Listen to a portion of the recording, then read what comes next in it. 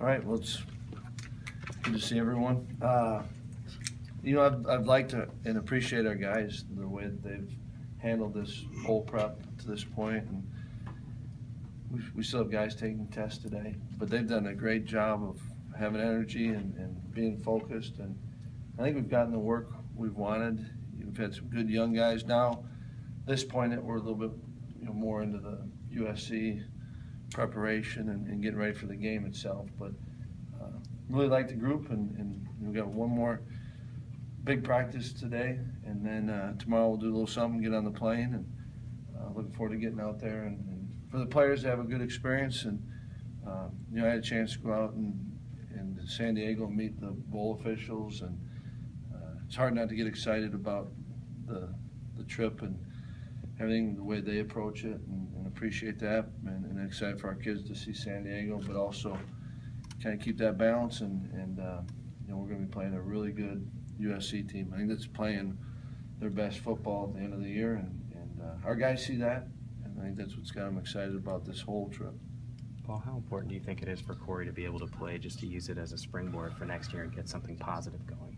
Yeah, I think for those reasons it is, that's the opportunity he has in front of him, and I've liked how he's handled it, kind of since at the end of our season, and I'm looking forward to getting a few guys back. Rob's back, and he's still knocking rust off, but it's been good to have that time, and certainly for Corey, all those guys, that chance to play again, and I think it's important.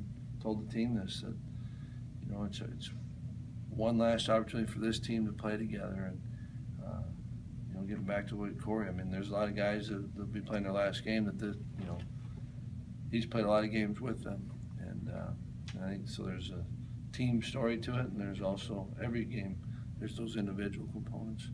He didn't sound overly optimistic that he'll be healthy enough to play. Are you optimistic that Corey will be able to play?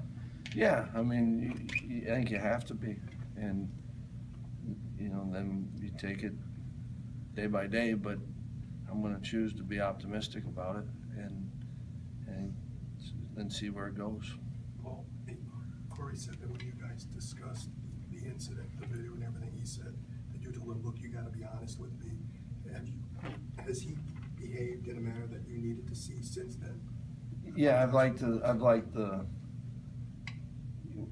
reaction to it, and I think I think he's owned it, the responsibility, and I think you always feel better when players kind of get it, like this is why this is important, and he didn't need me to tell him that, and so I have been pleased with the steps going forward.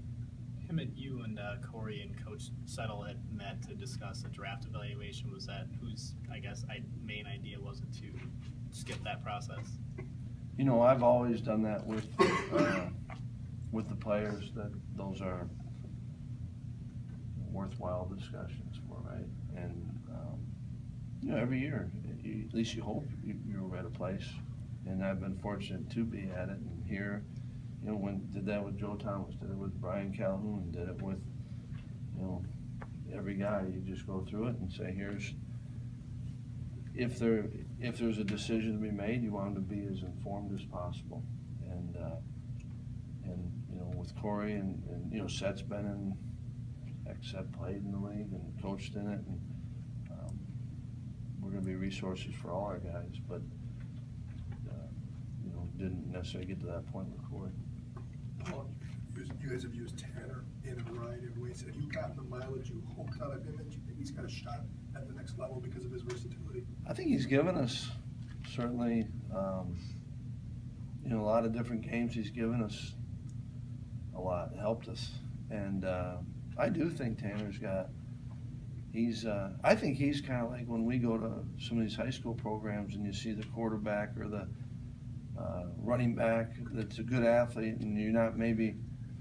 I think he's done a lot of good stuff at safety, and I still think that he's got some ability, somewhere else, and so I think that's I would think that he'd be intriguing to some teams. And then there'd be some teams that probably want to be more specific with it. I don't know, but I think he's a really talented football player.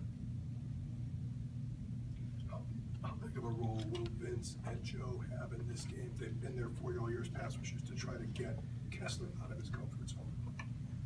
I mean, I think it's fair to say that every game we go into, you know, we talk about that as a staff and go through it, and, you know, for us to be our best or have a chance to be our best, you know, it's all of the games. Your good players need to play good, play well.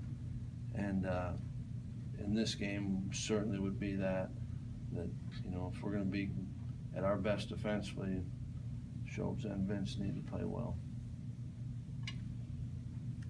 All right, thanks. Thank you.